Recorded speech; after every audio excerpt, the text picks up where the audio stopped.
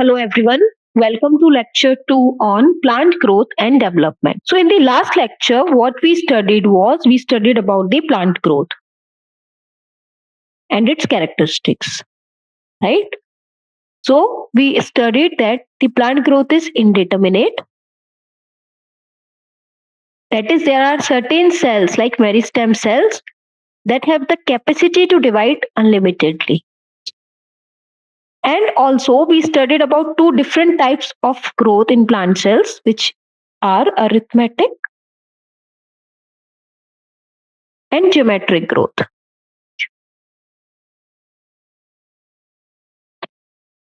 So in arithmetic growth, we saw that it is a straight line, it follows a straight line equation where only one progeny cell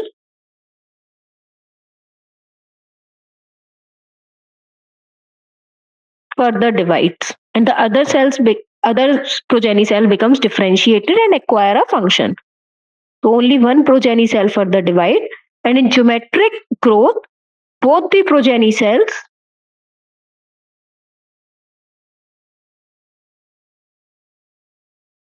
divide. So in geometric growth, both the progeny cells divide, giving it a S-shaped curve.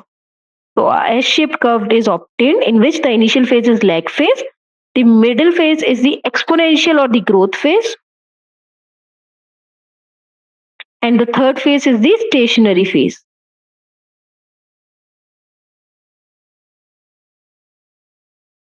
So the equation which is followed in arithmetic growth is L0 is equal to, LT, which is the growth at time t, which is shown on y-axis, and time is being shown on x.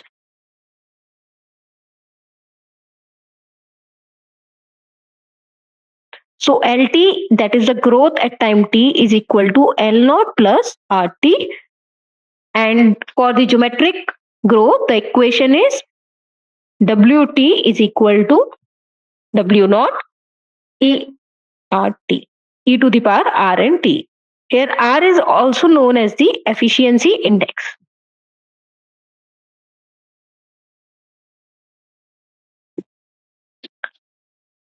So these were the two different types of growth that happens within the plant, and in different during the embryonic development, we can see both type of growth where the plant cells undergo geometric growth as well as the arithmetic growth. So in the early stages, plant cells follow the geometric growth.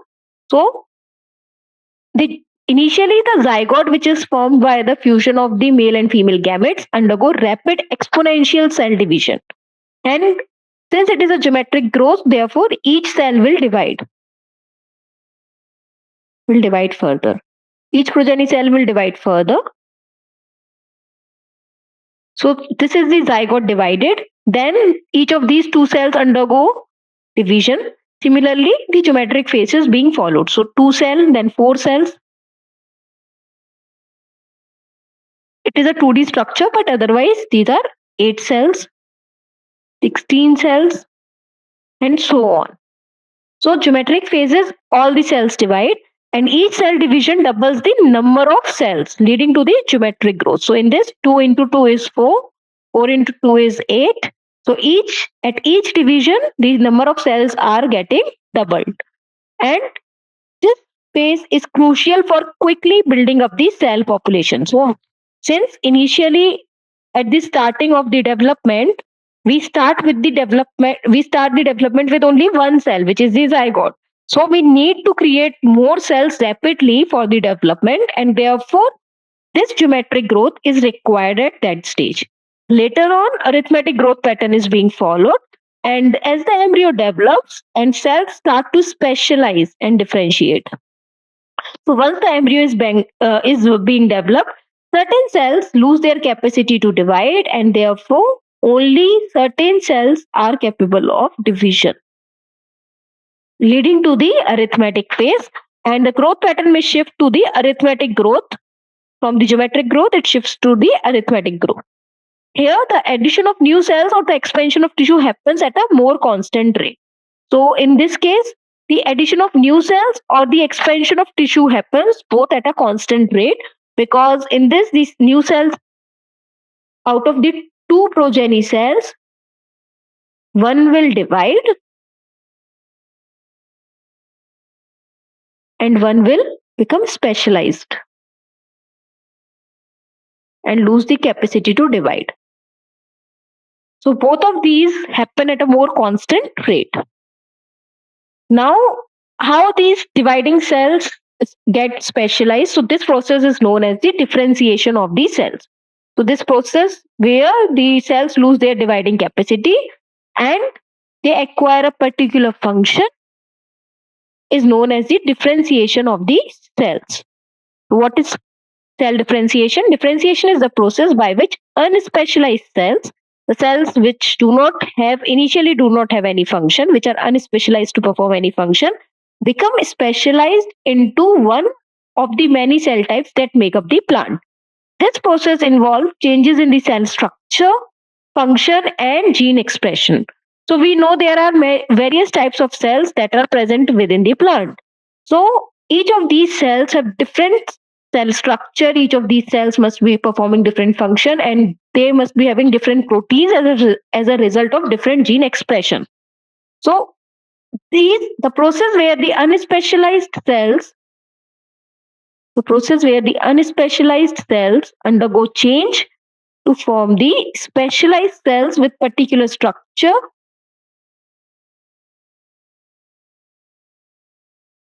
no particular structure,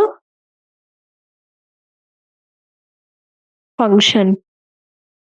But the specialized cells have a particular change in the cell structure, they have a particular function and gene expression pattern.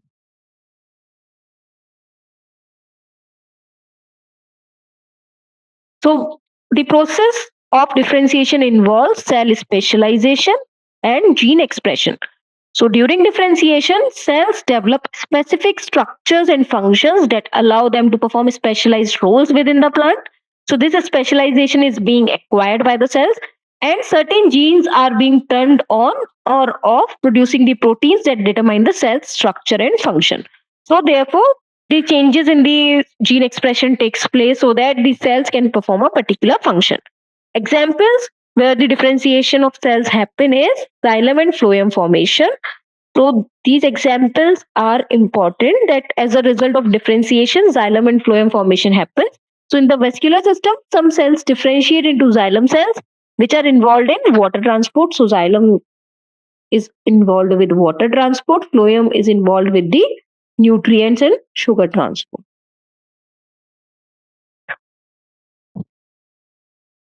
So in case if you forgot, just remember water and xylem. W is close to X. When we study A to Z in alphabetical order, W is close to X.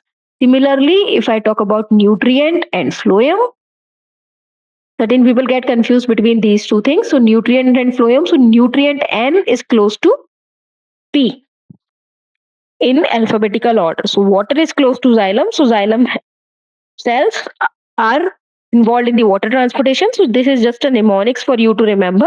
And nutrient cells are and phloem cells are specialized to carry the nutrient transportation. So in the vascular system, some cells differentiate into the xylem cells, which are involved in water transport and structural support, while other cells become phloem cells responsible for transporting nutrients. So these changes happen as a process of differentiation. Next example is the formation of root hair cells. So in root, some epidermal cells differentiate into root hair cells, which increases the surface area for water absorption and nutrient absorption. So these are certain examples where the differentiation of cells happen and cells acquire a particular function within the plants. Then the next process is de-differentiation. De-differentiation. So as the name suggests, if I break it into two parts, de-differentiation means reversal of differentiation.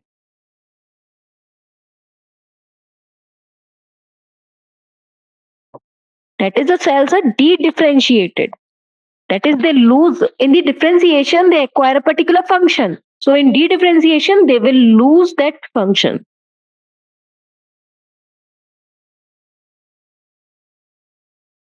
and regain their capacity to divide.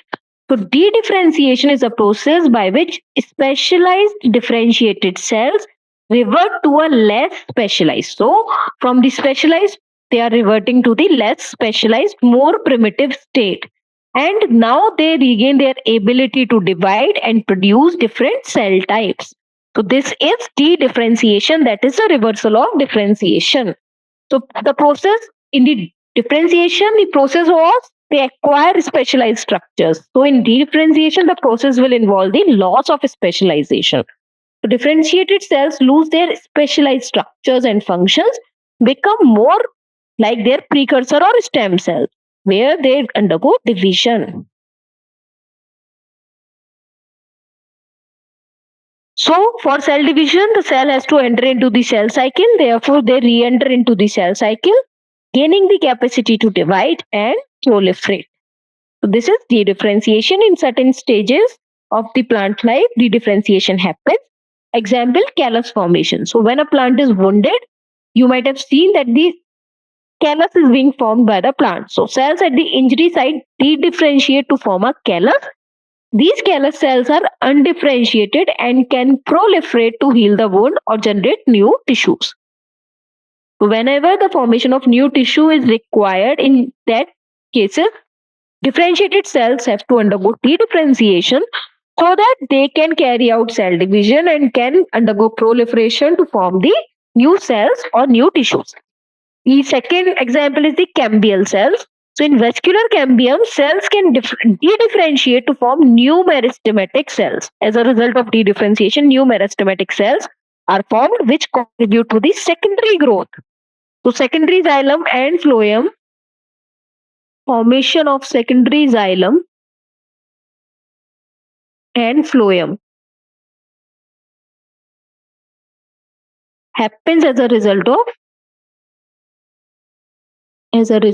de-differentiation. Secondary growth is happening as a result of de-differentiation. Right? The third one is the re-differentiation. So as the name suggests, that is again differentiated. Re-differentiation. Again undergo differentiation. So redifferentiation is a process by which de-differentiated cells that have initially lose their structure and acquire the ability to divide, they again become specialized, but this time into a different cell type. This process is crucial for plant regeneration and development. So basically what I mean to say is, initially when the cell undergo differentiation, it acquire a particular structure and function. Suppose it is forming a cell type X. Now it undergoes de-differentiation. De-differentiation, where it does not have any specialized function,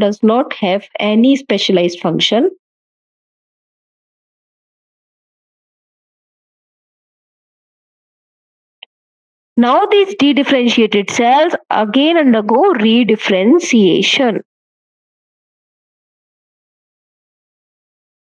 So these redifferentiated cells again acquire a particular function and will form a particular cell type.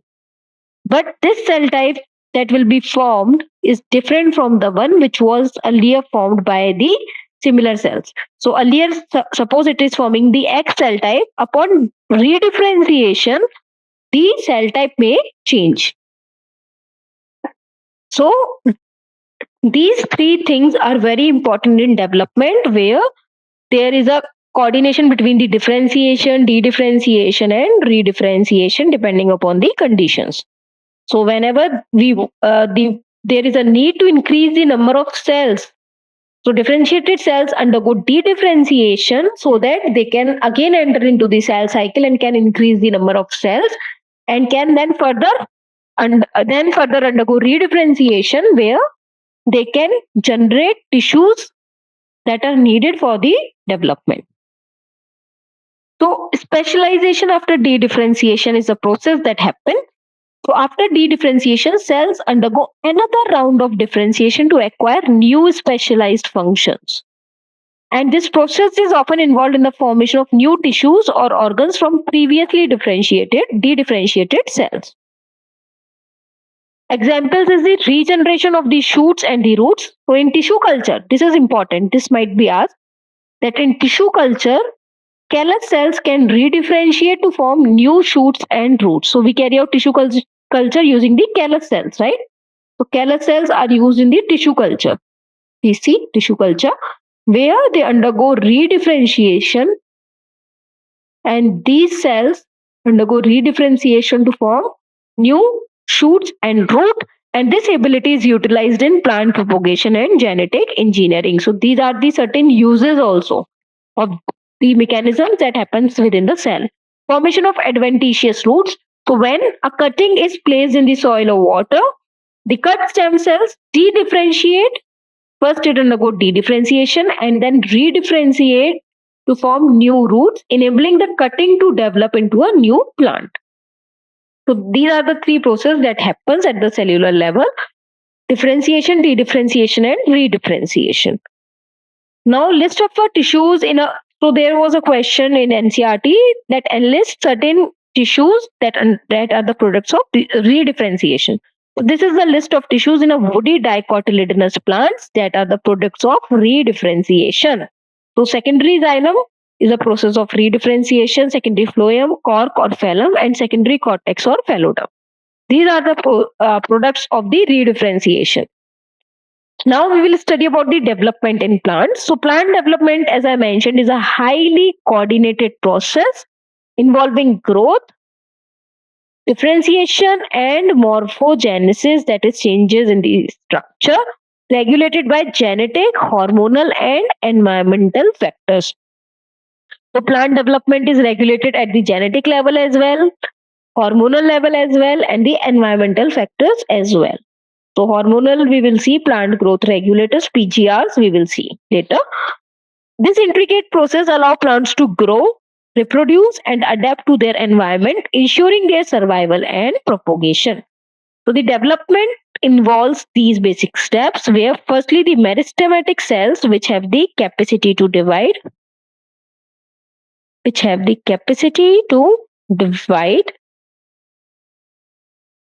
shows plasmatic growth. That is, there is an increase in the amount of protoplasm.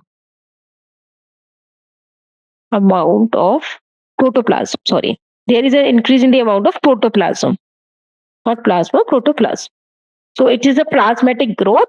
With the increase in the amount of protoplasm, the cells can undergo division, and the expansion happens, the maturation may happens, resulting in the formation of mature cells.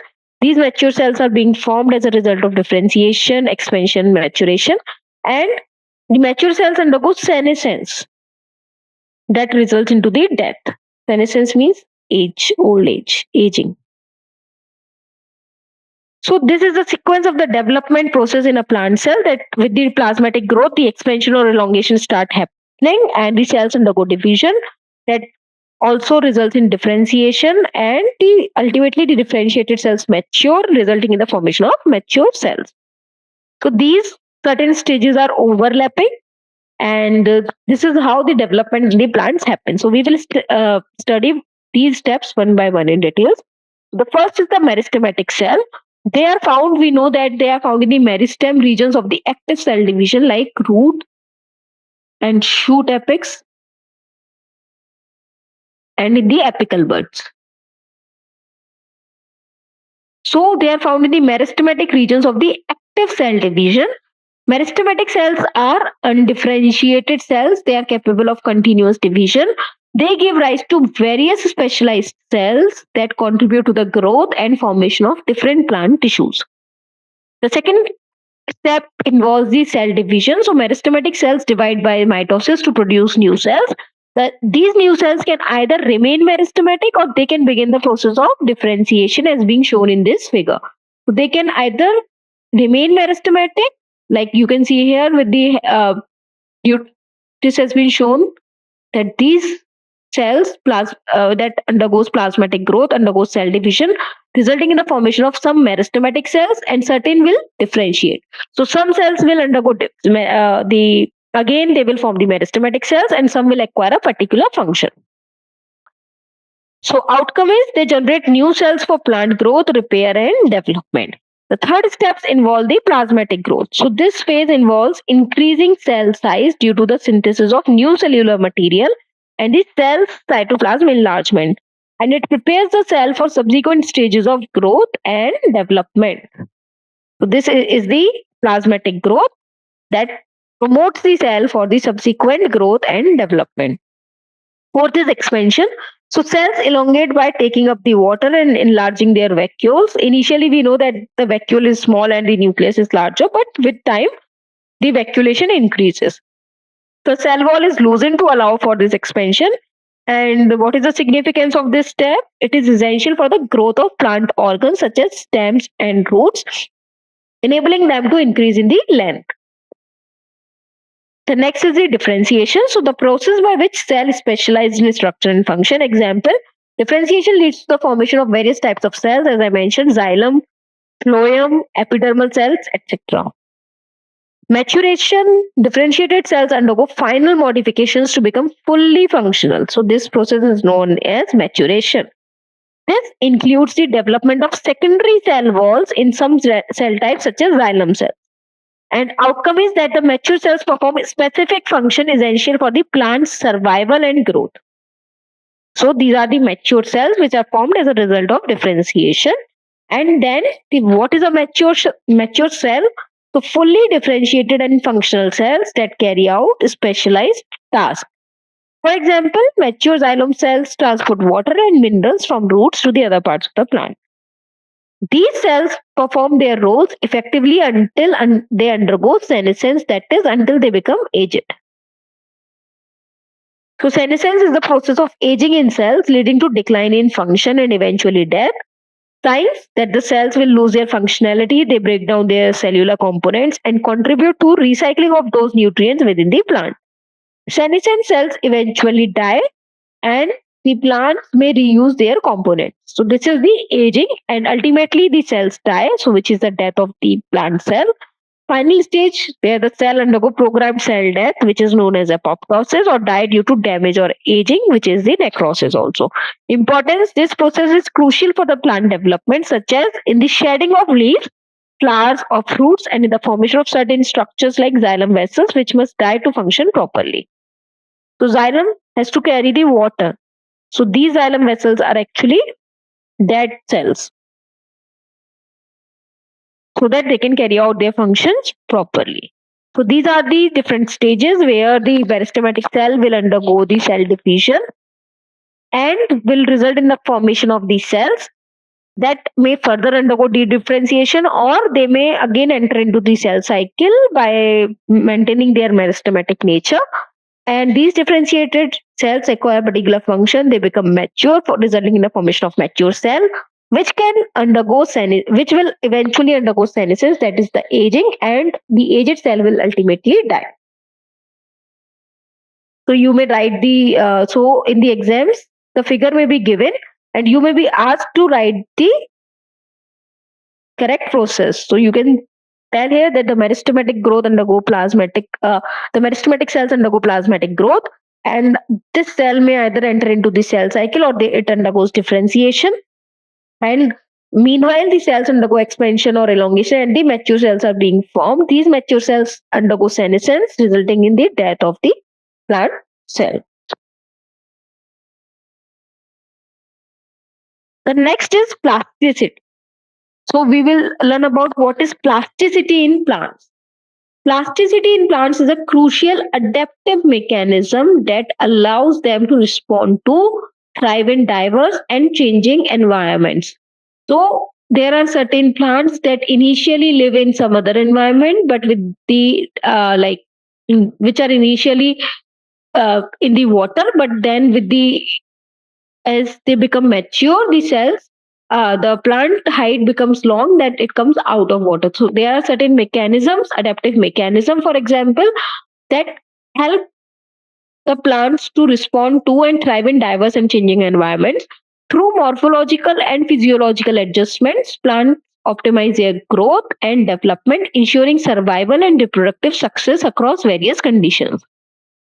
So it can be internal plasticity or it can be environmental plasticity. Internal plasticity, in which the leaves of the juvenile, for example, the leaves of the juvenile plant are different in shape from those of the mature plant. So juvenile means young plant. So the leaves of the young plant are different in shape than the mature plant. For example, the heterophyly in cotton, coriander, and larkspur. This is important. The examples are important. Heterophyly is observed in cotton, coriander, and larkspur, in which the juvenile plants are different in shape from those of the mature plants. So this is internal plasticity. On the other hand, differences in shape of leaves produced in air and those produced in water in buttercup. So if I talk about the plant ranunculus, which is buttercup, the leaves which are above the water are different than the leaves which are produced in water. And also present the heterophilous development due to the environment. So this is environmental plasticity. So these are the figures you can see here, that there is a change in the shape of the leaves of the juvenile and adult plants. The pattern is different. And if I talk about these are the heterophyllene larkspur. The second is the buttercup, where the terrestrial habitat had such big leaves, while the water habitat has different types of leaves. So development heterophyly is also there. In development heterophyly, the leaves of a plant have different shapes and sizes at different development phases of the plant. So as I mentioned, so this is also the internal plasticity. This is also the example of developmental heterophyly,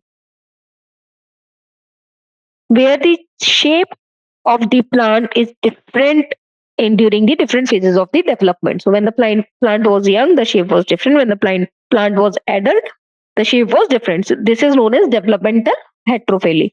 Second is environmental heterophyly. As I mentioned, this is because of the environment. So environmental heterophyly is found in plants that adapt to the environmental conditions by having different types of leaves in different conditions. So this heterophyly is usually found in aquatics. Example is the buttercup, where the aerial leaves are floating and floating leaves are different. So aerial leaves and floating leaves are different. The growth, differentiation, and development are therefore very closely related events in the life of a plant. Broadly, development. So this is kind of summary of growth and development.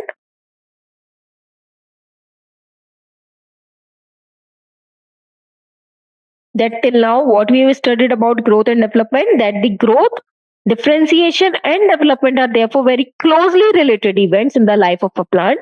Broadly, development is considered as the sum of growth and differentiation. So development is actually happening because of the growth of the cell and the cells undergoing differentiation, acquiring a particular function.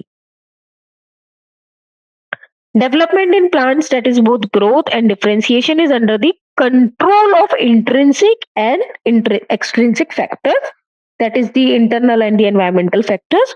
External factors, the former include both intracellular, that is genetic, and intercellular, which is the chemical, such as plant growth regulators, while later includes light, temperature, water, oxygen, nutrition, etc. So these different factors are important in the growth and the development of the plant. So it can be both, the factors can be both extrinsic. So such questions may be asked in MCQ, that which of these factors are responsible for the plant growth and development. So it can be intrinsic or it can be extrinsic. Intrinsic means internal factors. Extrinsic means external factors. Intrinsic factors can be of two types: intracellular, that is within the cell, and intercellular.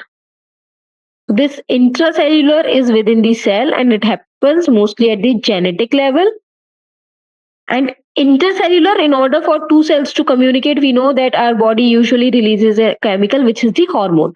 So intercellular connections happen. Intercellular factors are the plant growth regulators, which are also known as the hormones that we will see. Right? So growth is the sum of like you can say that the growth, differentiation, and development are very closely related events, and development is the sum of growth and differentiation. So development is a result of both growth, plant growth, and differentiation of the plant cells. So now we will learn about what are plant growth regulators. So plant growth regulators, as I mentioned, they are nothing but they are the hormones that are found within the plants. But they are named as plant growth regulators. So a hormone, what is actually a hormone? So in the original meaning of the term is a signaling molecule that is produced in tiny amounts. Usually it's a signaling molecule. You can define hormone as a signaling molecule that is usually produced in lower concentration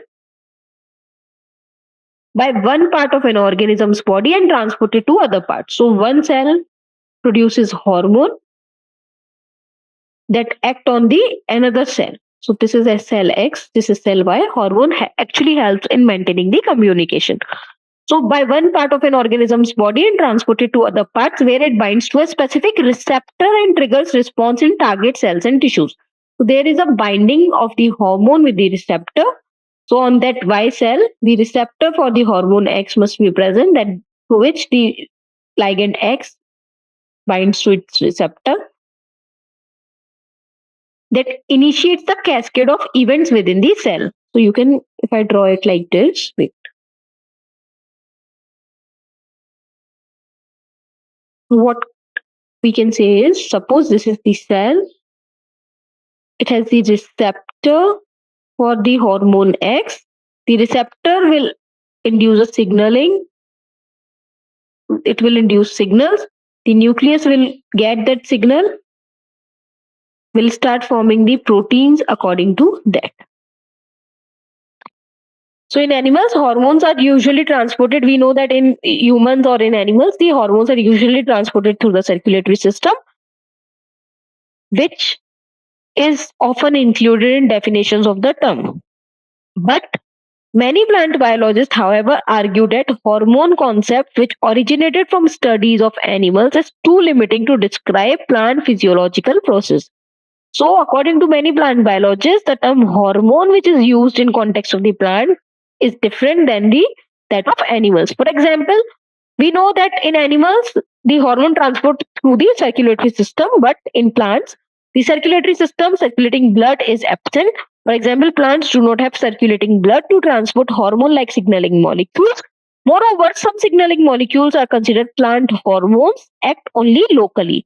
So in the definition, we see that these are the signaling molecules that are produced by one cell type and act on the other cells, which are present in another parts of the body, and they are carried out usually by the circulatory system. But in plants, certain examples have been seen where the plant hormones act only locally and they are not carried anywhere. Finally, some signaling molecules in plants such as sucrose typically occur at concentrations hundreds of thousand times greater than that of a typical hormone. So this is also a signaling molecule. Sucrose is also a signaling molecule, but as we mentioned in the definition, that hormone is a signaling molecule that is usually produced in a lower concentration, in a very tiny concentration. But there are certain signaling molecules in plants, for example, sucrose, which is typically occur at a concentration hundreds of thousand times greater. So nevertheless, they are transported through plants and active signal transduction pathways that greatly alter the functioning of plants like a hormone. Thus, many plant biologists prefer the broader term, which is the plant growth regulator. So, plant growth regulators are nothing but they are actually hormones only. But since because of the various limitations or various particular terms which are being used in the definition of hormones, like they are signaling molecules that are produced in very low quantity, as well as they act on the other side, any other body parts, and are carried by they are transported. So, thus many plant biologists refer the broader term plant growth regulators instead of hormones to describe the organic compounds, whether natural or synthetic, that modify or control one or more specific physiological process within the plant. So there are examples like indole compounds, which is indole 3 acetic acid IAA, adenine derivative, which is N6 perfluoryl aminopurine, which is kinetin, derivatives of carotenoids, that is abscisic acid ABA, terpenes, gibberellic acid GA3, or gases ethylene. So we will mainly learn about these hormones, plant hormones in literature, which is IAA, indole acetic acid, or auxin, if I say. We will learn about gibberellic acid GA. We will learn about ethylene. We will also learn about abscisic acid ABA, and we will learn about kinetin, which is a type of cytokine.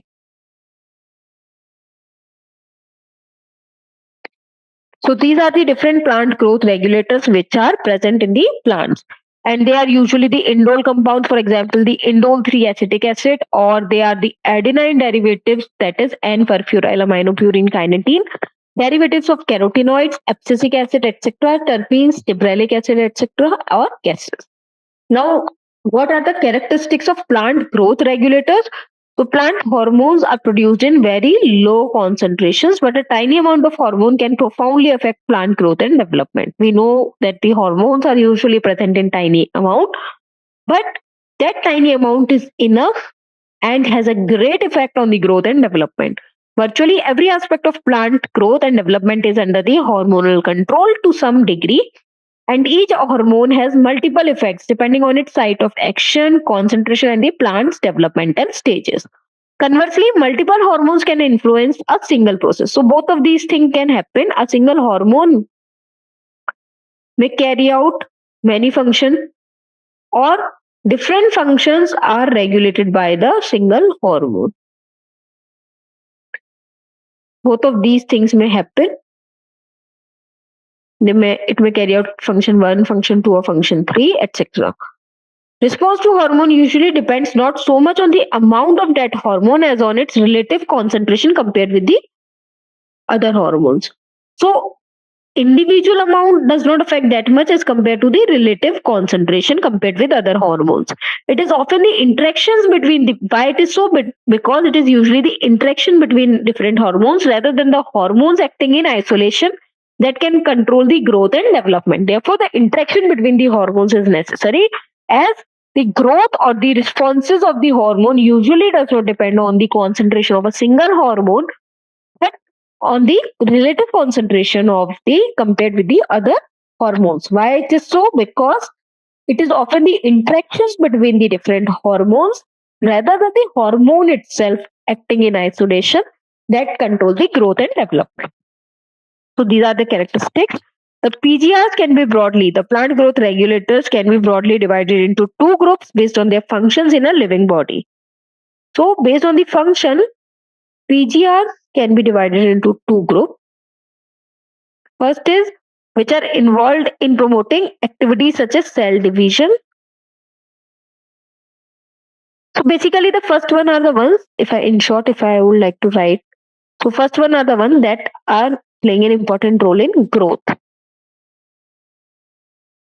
And the other one are the one that helps during the stress condition. So the one group of the PGRs are involved in the growth promoting activities such as cell division, cell enlargement, pattern formation, tropic growth, flowering, fruiting, and seed formation. These are called the plant growth promoters. Example: auxins, gibberellins, and cytokinins.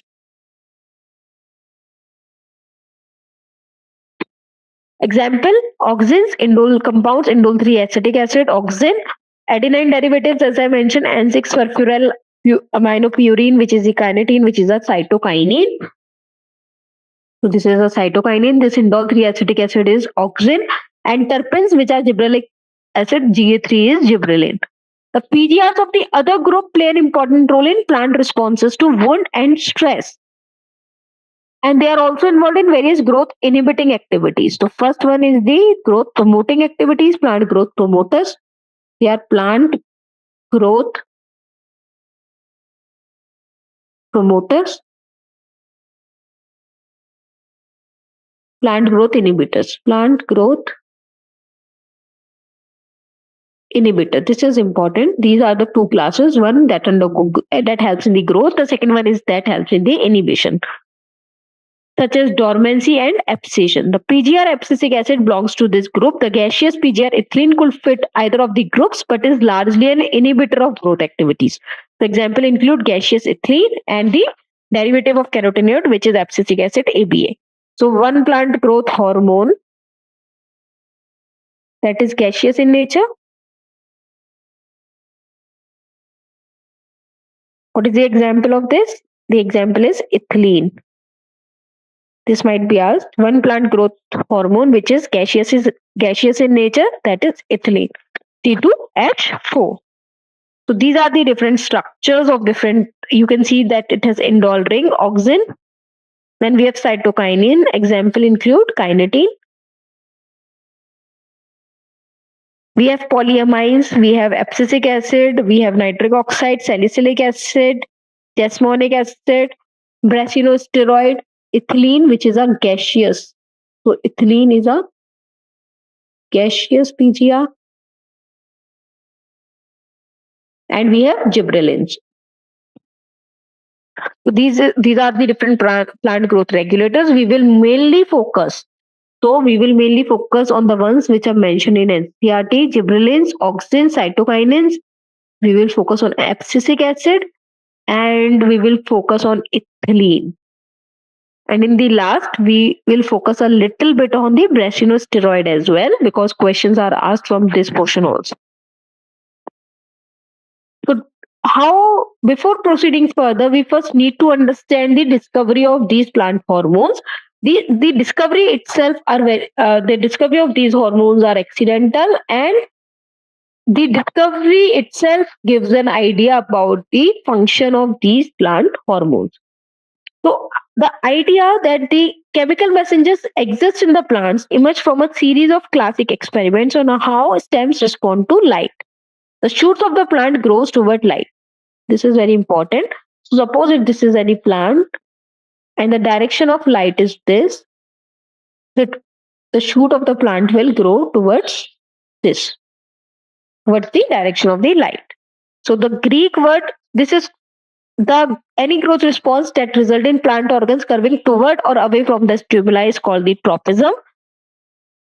Tropos means turn. So it is example of phototropism. Photo means light and bending towards the light. So photo means light, tropism means bending towards. So the growth of the plant organ towards light or away from it is called the phototropism. That is the growth of a plant organ that is towards the light or away from it is called the phototropism. Shoots generally exhibit positive phototropism. So that is they grow towards the light, whereas roots exhibit negative phototropism, grow away from the light.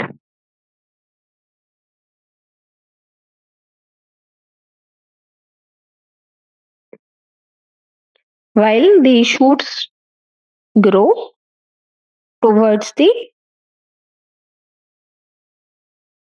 light. In nature, positive phototropism directs shoot growth towards the sunlight that powers the photosynthesis.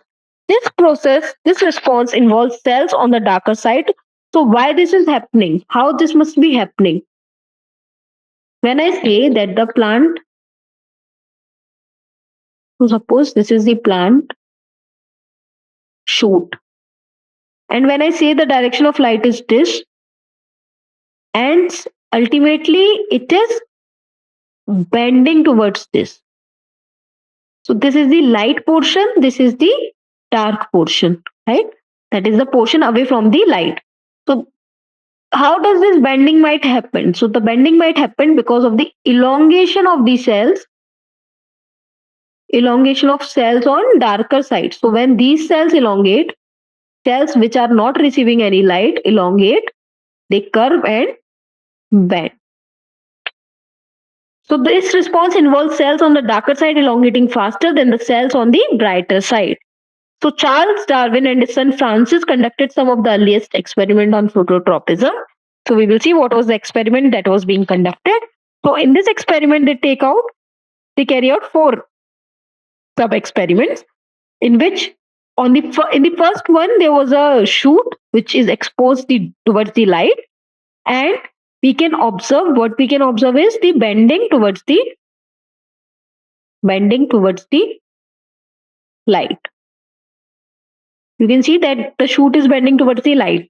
But in the another experiment, when they cut the shoot apex is cut. You can see here that they cut the shoot apex. So they cut the shoot apex and they found no effect of light.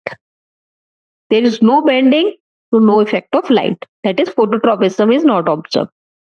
In the third case, they cover the shoot tip with the opaque cap. So this opaque cap prevents interaction with the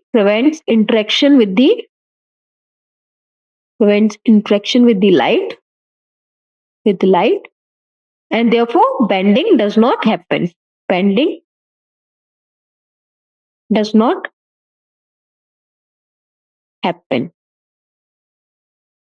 in the fourth, a transparent cap is being put.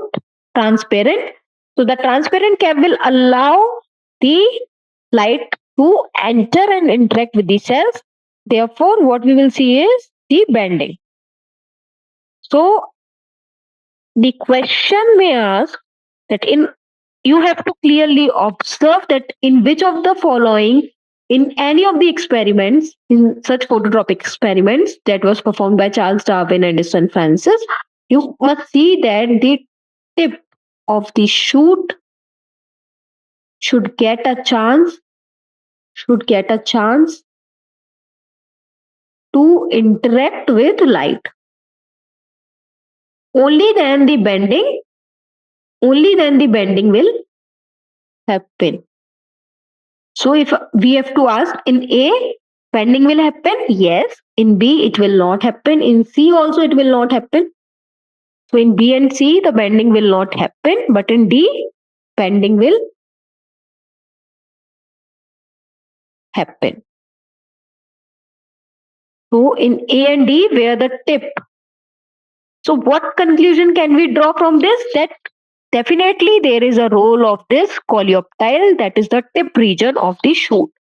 So it was the tip of the coleoptile, the Darwins concluded, that was responsible for sensing the light. Because once we cover it with the dark structure or once we cut it, the interaction with the light hampered and we did not notice any bending. However, they noted that the differential growth response that lead to curvature of the coleoptile occurred some distance below the tip. So you can see here that if I cover this with the transparent ones, you can see that there is at a certain distance below the tip, there is a curvature that led to the curvature of the coleoptile occurred some distance below the tip. So Darwin's postulated that some signal was transmitted downward from the tip to the elongating region of the coleoptile, and auxin isolated. So this signal was actually the auxin, which was the signal was actually through the hormone or the plant growth regulator through the auxin, and this was isolated by FW Wendt from the tips of the coleoptiles of the oat seedling. So this is important. The auxin was isolated by FW Wendt from the oat seedling. The next, the discovery of cytokinase. So cytokinase, Cook and his co-workers observed that from the internodal segments of tobacco stem cells, the callus, which is a mass of undifferentiated cells, we know that callus is formed as a result of dedifferentiation,